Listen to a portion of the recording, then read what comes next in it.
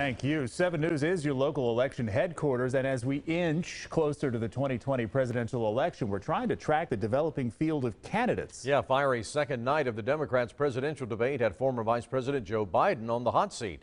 On a stage packed with 10 more Democratic presidential candidates, Senator Kamala Harris took aim at former Vice President Joe Biden's involvement in using busing to desegregate schools. There was a little girl in California who was part of the second class to integrate her public schools, and she was bused to school every day. And that little girl was me. I did not oppose busing in America. What I opposed is busing ordered by the Department of Education. That's what I opposed. To pass the torch to a new generation. After the debate, Biden's team called Harris's attack a low blow. The former vice president, who is the early front runner in the polls, was a popular target.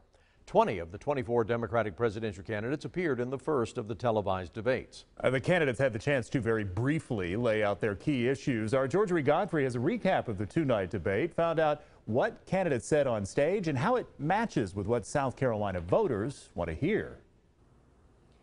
After 20 candidates and 4 hours of questions and answers, the first Democratic presidential candidate debate has already put several candidates in a position to be a step closer to that ballot in 2020.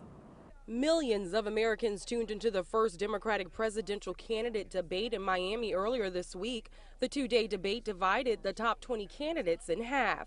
We saw history on both nights, a record number of women seeking our party's nomination.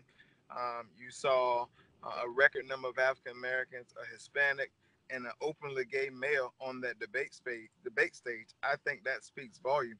Senator Elizabeth Warren, Senator Cory Booker, and Julian Castro dominated post-debate coverage Wednesday night. Julian Castro, the former mayor of San Antonio, obviously had some breakthrough moments and was able to capitalize on some real missed opportunities by other candidates. Thursday, it was a showdown between Senator Kamala Harris and former Vice President Joe Biden that drove headlines.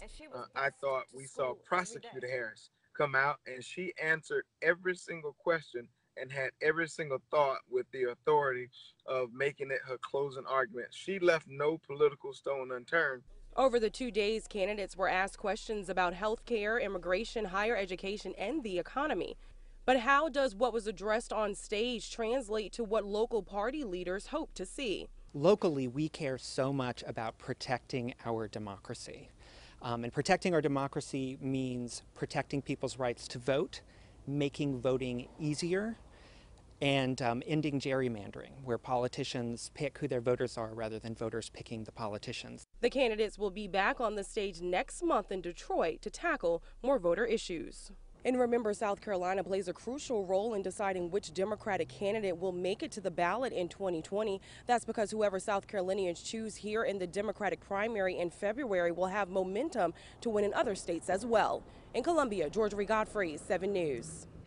Georgia said the next debates are next month. Barely. They're July 30th and 31st. The next time we'll see those same candidates in the hot seat once again. Meanwhile, President Trump is in